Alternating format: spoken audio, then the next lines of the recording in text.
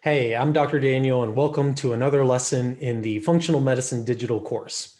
Despite the exceedingly complex world of systems biology, physiology, and medicine, the way into the web of dysfunction and healing is actually quite simple and effective for most patients with chronic disease. The puzzle of chronic illness is not so difficult if we start with the foundations of health and diagnostics. It gets extremely confusing and complex when we skip over the fundamentals and fall prey to what we can call shiny object syndrome. If you've listened to my other lessons, then you should already know the right type of food, addressing toxic load, allergens, repairing the gut, optimizing nutrient status, balancing hormones, and supporting energy metabolism are all the fundamental processes towards building up our health. Health, healing, and reversing chronic disease are not linear by any means, yet our brains are wired for this type of simplicity. We like to think that A leads to B, leads to C, etc. Now, a therapeutic order is a way for us to untangle the web of chronic disease and yet allows for flexibility when it comes to the complexity of our body.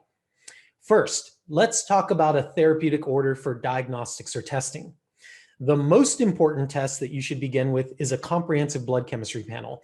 And this is a panel that allows you to go wide and check multiple systems of your body, including the gastrointestinal system, the gallbladder and fatty acids, your mineral balance, your vitamin balance, how you regulate blood sugar, neuroendocrine regulation, liver function or detoxification capacity, including the kidney and urinary systems, your thyroid and metabolic hormones, sex and stress hormones, inflammation and tissue damage, allergy or allergen status, your acid-base chemistry, and then finally immune regulation.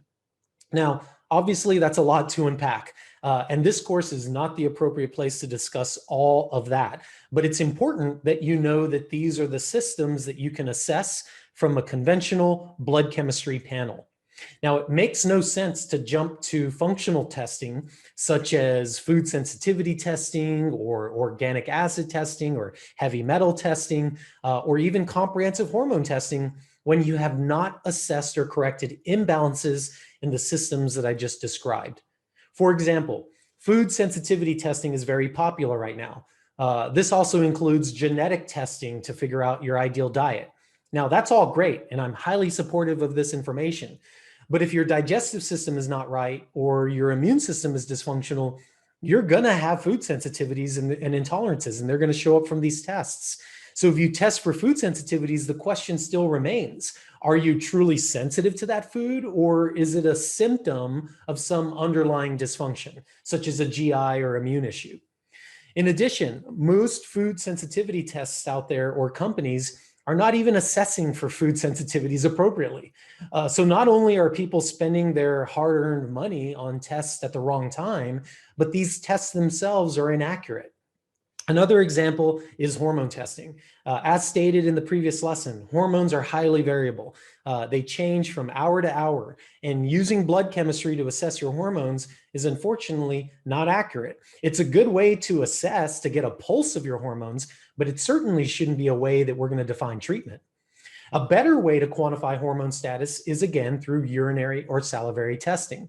In addition, you want to make sure that assessing these hormones is not just assessing hormone production, how much hormones you're producing throughout the day, but how your body is using those hormones, how you're metabolizing those hormones and breaking them down. But even before hormone testing, you need to make sure that you're digesting and absorbing fats appropriately, that you have enough raw resources, that you have enough vitamins and minerals needed to actually produce hormones, and that your liver and your GI system are in check, because those systems very much influence the way that you metabolize hormones. So again, if these systems are imbalanced, any and all hormone testing is not going to be a true reflection of what's actually happening. For these reasons, I always suggest that we do testing in the order of blood, guts, and hormones. That is, we test blood and get it as balanced as we can. We then test guts or digestive health and correct any imbalances that may be present. And then finally, we look at hormones and neurohormones. And the reality is, for more than 70% of the people out there, getting your blood, your guts, and your hormones in check are going to resolve almost all of your health issues. This is the therapeutic order for diagnostics. There is also a therapeutic order for healing. Here's a list of what that would look like. First, you start with food. Then you remove the most offensive or potentially offensive food allergens and sensitivities. Then you address the hidden infections or imbalances in your immune system. You would then fix and or optimize the digestive tract. That would then lead to optimizing nutrient status and energy metabolism. You also want to make sure that you're continuously supporting detoxification. You want to make sure that you're supporting your mind-body balance. And then finally, you would look at balancing hormones. And by slowly progressing on improving these systems, that are these are all part of the journey towards optimizing our health. And this is the road that we all have to take through the web of disease that really works for most people most of the time. It is based on a clear framework for understanding the impediments for optimal function, the necessary conditions for thriving, and an understanding of the essential physiological systems that are at the root of the more than 12,000 different diseases that indeed are only the effects of these causes.